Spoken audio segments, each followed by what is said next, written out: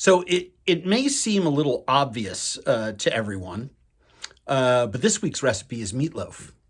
Uh, and I don't mean to laugh at someone's death, but I think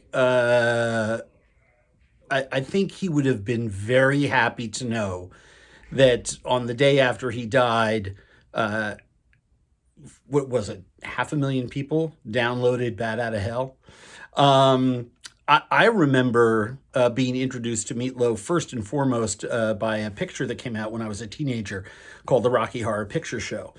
And if memory serves me correctly, at the time, the only place that it was airing was down at the Astor Place, I think Astor Place Movie Theater. And I remember going, the movie was fantastic. I was, stoned out of my gourd. And the music was amazing. But what really, and obviously we all know that Tim Curry and that incredible cast. I mean, young Susan Sarandon. Was there anything hotter at the time for a teenage boy? But I remember when Meatloaf on that motorcycle came cruising down into the area where they had just done the time warp, and in Frankenfooter's, Magic Castle, and let me readjust this or little steadiness here, and he did Hot Patootie and danced with Nell, who went on to own one of my favorite nightclubs in New York City in the 80s. Nell's was absolutely incredible. I've never forgotten it. The impact was insane, and seeing people perform the show down in the where the aisles ended, and the feet before the screen appeared, there was room for people to do it. The wedding scene, everyone throws rice. If you haven't seen Rocky Horror Picture Show live at a movie theater, especially at a midnight show somewhere, run, don't walk. Even if you've seen it before, it was the first interactive movie experience I've ever seen. And ever since, people have been trying to create interactive experiences with the audience. I mean, that has been the secret, the holy grail of entertainment, is to get your audience to interact with you.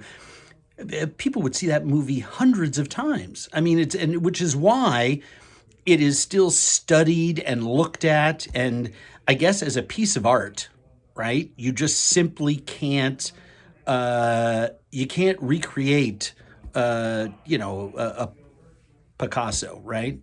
I mean, how do you say to someone, be Picasso? And maybe Rocky Horror Picture Show is up there, even though we don't realize it at the time, even though it's a piece of pop culture. Anyway, I returned many times acting out the Meatloaf character in that movie. Even before his, Bat Out of Hell came out, I was a huge fan. So when Bat Out of Hell came out, I was blown away. And the rock opera style concerts that he put on back then, I was lucky enough to see the tour that supported that album when I was younger, and it was incredible. And people forget that at the time when that movie came out, it was the number one best-selling album ever? I mean, it was just absurd. Soon to be usurped, right, by what was it, Saturday Night Fever? But I remember going with my friends and seeing that album performed live, and the brilliance of Jim Steinman to put the Phil Rizzuto play-by-play call into the end, or towards the end of Paradise by the Dashboard Light. These were things that had never, ever been done before. So make this incredible meatloaf recipe, watch the Rocky Horror Picture Show, throw on, eat dinner, and then throw on Bat Out of Hell.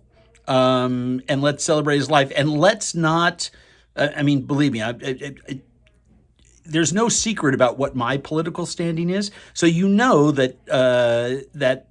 he and I did not agree on anything outside of good music. But that's where we can simply honor the man and his craft. and not get hung up on, what his stance was on the political issues of the day. And that's coming from someone who likes to get hung up on political issues of the day. So take it for what it's worth. Let's honor the man, eat the meatloaf, watch the movie, listen to the album.